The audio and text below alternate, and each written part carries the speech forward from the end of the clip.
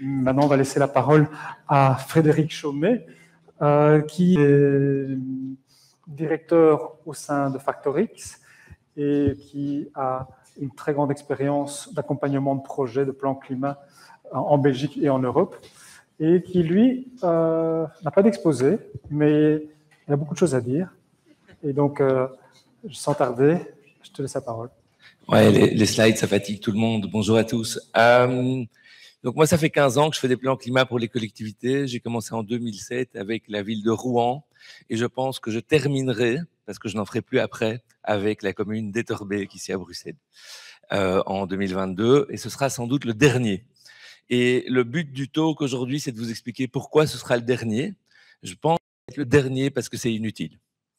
Et malheureusement, c'est un petit retour d'expérience où j'arrive à la conclusion que si on veut travailler efficacement à réduire les émissions de gaz à effet de serre, c'est plus cool d'essayer de travailler avec les gens qui ont envie de faire bouger les choses et qui ont la capacité de le faire. Et là, j'ai testé plein de trucs pendant 15 ans, je peux en raconter quelques-uns, et j'arrive au bout de toute la créativité que j'ai pu mettre dedans. Et donc, c'est intéressant, hein, évidemment, puisque l'idée, c'est de reposer cette question, de savoir quand on fait un plan climat, puisqu'on parle de plan climat. Et ici, je vais me concentrer sur les collectivités. Dans les entreprises, c'est un tout petit peu différent. Finalement, qu'est-ce qui se passe? Alors, ce qui se passe, historiquement, c'est que les gens se disent, dans le meilleur des cas, on va partir du meilleur des cas, j'ai envie de faire, parce qu'aujourd'hui, la situation, notamment à Bruxelles, j'y viendrai dans un deuxième temps, a un peu changé. Aujourd'hui, j'ai envie de faire quelque chose pour le climat. Je vais donc lancer un marché public pour me faire accompagner, pour tenter d'avoir une vision sur ce que sont les émissions de gaz à effet de serre dans mon administration, sur mon territoire, et ça va être super. Généralement, on trouve un subside pour faire ça, parce que c'est compliqué d'avoir des sous pour faire des études. Quand on a le subside, on engage un bureau d'études après un marché public. Et puis, on fait travailler le consultant. Et le consultant, il travaille et il apporte des nouvelles qui sont, surtout quand c'est moi, j'apporte des nouvelles, on va parler de moi, on va éviter de parler des autres, des nouvelles qui ne sont pas nécessairement celles qui sont attendues. Non, ce n'est pas l'énergie qui est la plus importante dans les émissions de gaz à effet de serre de ta commune. Ah non, ben non, parce qu'il y a un vrai souci. C'est que généralement, vous avez déjà entendu plein de trucs, hein, donc on va aller très vite. On vous a parlé de scope 1, 2, 3, tout le monde se souvient. Scope 1, l'énergie que je consomme dans mes bâtiments. Scope 2, ce que j'achète. Scope 3, tout le reste. Eh bien, quand on est une commune, on a beaucoup de bâtiments. À l'entrée, on a beaucoup de bâtiments, mais au final, on a en fait aussi énormément d'autres activités. On dépense beaucoup de sous. Et si on regarde le budget d'une commune et qu'on prend la part de l'énergie dans ce budget, vous pensez que ça représente combien en pourcentage? Un avis? 2%, 3%, grand maximum. Et qu'est-ce qu'on fait des 97 autres pourcents qui ne sont pas de l'énergie? Ils ne sont pas en fait dans les plans climat que vous voyez aujourd'hui. Donc nous, depuis maintenant plus de 10 ans, on intègre 100% du budget en émissions de gaz à effet de serre. Mais quel est le premier poste budgétaire d'une commune? Les employés. Et comment est-ce qu'on qualifie les émissions de gaz à effet de serre des employés? On compte les émissions de gaz à effet de serre que le versement de leur salaire leur permet de faire dans la vie de tous les jours. Et on les compte dans le périmètre de la commune, bien entendu. Parce que c'est leur travail qui leur permet de vivre. Mais leur travail leur permet aussi, par ce qu'ils font, ce qu'ils achètent, les marchés publics qu'ils génèrent, de faire fabriquer des biens qui ne viennent pas tous de l'entreprise d'à côté, et donc de faire vivre l'économie mondiale. Et donc, on est doublement pénalisé en fait en tant qu'employé, puisque d'une part, on dépense dans notre activité de tous les jours, et en plus, on contribue par le métier qu'on fait. Évidemment, quand tu mets ça dans la balance, sans surprise, l'empreinte carbone des employés devient la première chose qu'on doit faire dans les collectivités territoriales et dans les entreprises. Pour la plupart, c'est souvent le cas aussi. Après, la deuxième, c'est souvent tes finances. L'argent que tu as à la banque, comment tu le dépenses, comment tu le places, qu'est-ce que tu en fais. C'est un sujet compliqué. On a un peu parlé des investissements, mais on essaye de pas trop en parler parce que les banques sont pas trop prêtes à faire quelque chose, c'est embêtant. Et Et pour revenir aux employés, les bourgmestres, eux, ils sont d'accord qu'on coupe dans le personnel. Ça leur va. Ça fera toujours moins de personnes, mais les équipes ne sont pas d'accord. Et donc la question, finalement, c'est qu'est-ce qu'on fait de ce personnel? Comment est-ce qu'on le transforme pour qu'il devienne bas carbone? Et qu'est-ce que ça veut dire de le transformer pour devenir bas carbone? Ou, ça c'est une révolution, il va falloir qu'on change tout à l'intérieur. Ce n'est plus le sujet du département climat-environnement, ça devient vraiment l'affaire de toutes et tous dans la commune. Et donc on arrive avec des situations où il faut changer les travaux, il faut débétoniser, tu l'as cité tout à l'heure, c'est un exemple qui est vraiment super important et sur lequel on doit travailler, mais il faut aussi changer les personnes, toutes, une après l'autre, et faire en sorte que leur travail devienne bas carbone.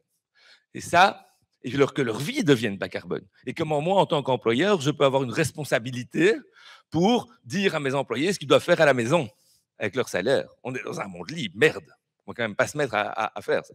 Et donc, en fait, on se rend compte que, dans le meilleur des cas, on traite d'énergie, on fait des projets, on liste des tonnes de projets, on quantifie les émissions de gaz à effet de serre, on les soumet à une instance dirigeante qui s'appelle chez nous un collège des bourgmestres et échevins. Si on est participatif, on va jusqu'au conseil communal. Et en gros, on dit merci pour votre étude, c'est chouette. Avec un sourire gêné, parce qu'on n'a pas les sous pour faire la suite. Parce qu'on a un problème de budget. Et ça, je pense que vous l'avez tous entendu tout le temps ce soir. On a des sous pour faire des études. On n'a pas de sous pour mettre en œuvre. On manque de sous pour les projets à l'UNIF. On ne sait pas encore où on va aller trouver l'argent à Excel, mais on va en trouver, j'en suis sûr. Et c'est comme ça. Et donc, on sait la petite semaine. Et on a, en fait, en gouvernance, on a un énorme souci. C'est que aujourd'hui, l'exécutif, le collège des bourgmestres et échevins, c'est valable pour le gouvernement chez nous, se mêle de tout. Or, ça devrait être un job qui est confié à l'administration, ce truc. Ça devrait être géré par des personnes qui restent indépendamment du temps politique. Et ce n'est pas le cas. Parce que chacun veut mettre sa petite graine de sel dedans. Et donc, tu dois vendre un projet après l'autre. C'est ce que tu expliquais quand tu montes au conseil d'administration avec tes différents trucs. Tu as 60 projets, tu as 25 projets, tu as 6 projets, on en fait 3. C'est miraculeux d'en faire 3 en fait, c'est déjà très bien. Parce que généralement, on en met 3 en route et il y en a un qui se poursuit pendant 2 ans et puis ça s'arrête. Mais ce n'est pas avec ça qu'on arrive à réduire tes émissions de gaz à effet de serre totales, y compris celles de vous tous à la maison en tant qu'employés, de 75% en 5 ans. Ça ne va pas aller, tu vois. On n'est pas dans le bon ordre de grandeur pour avoir une action qui soit efficace pour lutter contre les émissions de gaz à effet de serre. Et donc, pendant ce temps-là, qu'est-ce qui se passe? Les émissions, elles continuent d'augmenter, par définition. Et donc, le problème continue de se renforcer. Et donc, faire un peu moins mal dans un monde qui continue à aller de plus en plus mal, est-ce que c'est réellement ce qu'on doit faire? Moi, je me suis réellement posé la question en faisant mon autocritique, et je pense qu'aujourd'hui, c'est presque inutile. C'est presque inutile tant qu'on ne met pas les moyens en œuvre pour pouvoir y arriver. Et c'est totalement inutile tant qu'on ne se pose pas les vraies bonnes questions. Il y a un truc qui s'appelle l'équation de Kaya. Est-ce que quelqu'un connaît l'équation de Kaya ici? Monsieur connaît l'équation de Kaya. Il y en a 2, il y en a 3, c'est beau, c'est quand même bien. Bon, il y a 2 potes dans les 3, ça commence bien. Donc oui, encore toi aussi forcément. Donc en gros, l'équation de Kaya, elle dit que si on veut mesurer, et je vous le fais sans slide, hein, attention, soyez très concentrés, c'est des maths. Okay, donc on va faire des produits de division. Donc qu'est-ce que ça veut dire? Les émissions de gaz à effet de serre, en fait, c'est le produit de 3 ou 4 choses. L'intensité carbone de l'énergie, combien de gaz à effet de serre il y a dans une unité d'énergie, multiplié par l'intensité énergétique de l'économie, c'est-à-dire finalement combien d'euros je crée avec une valeur énergétique, et puis le nombre d'euros qu'on a par habitant et le nombre d'habitants. Et c'est le produit de tout ça qui donne les émissions de gaz à effet de serre. Si tu veux obtenir une réduction de tes émissions à gauche, il faut que le produit se réduise. Pour que le produit se réduise, c'est mieux si tout baisse. Et généralement, les gens qui vous parlent de climat, ils vous parlent de quoi? Ils vous parlent d'intensité carbone de l'énergie. Point barre. Un des paramètres. Comme si, en travaillant, et je vous prends l'exemple pour que vous compreniez bien, en travaillant sur la consommation des véhicules au kilomètre parcouru, on arriverait à faire baisser l'impact du transport. C'est à mourir de rire. On a vu depuis 20 ans une division par 2,5 de la consommation et une augmentation par 2,5 du total des émissions. Plus de gens roulent dans plus de voitures et chacun fait plus de kilomètres, les kilomètres étant plus efficaces. Mais le produit de l'ensemble fait que ça monte plutôt que de baisser. Et c'est exactement ce qui se passe au niveau mondial. Et quand tu comprends que c'est aussi interconnecté que ça, en fait, à ton échelle, si tu veux réellement être efficace, mais c'est une révolution qu'il faut faire. C'est pas juste essayer de tourner des boulons autour d'un petit moteur pour régler son régime. Et donc, c'est là que l'enjeu se passe. Je plaide aujourd'hui pour que les pouvoirs publics qui veulent réellement prendre en compte l'enjeu climatique le fassent au départ d'une vision budgétaire, contributive. Qu'est-ce que j'apporte à ma collectivité ? En fait, regarder son nombril et réduire les émissions de ses bâtiments, quand on est un pouvoir public, c'est totalement, mais totalement négligeable. On parle de 2 à 3% des émissions de la commune par rapport aux émissions de son territoire et de tout ce qui se passe dessus. Donc on doit évidemment travailler sur le territoire, sur les flux territoriaux, et on doit effectivement travailler dans une approche d'inclusion sociale en mettant le budget.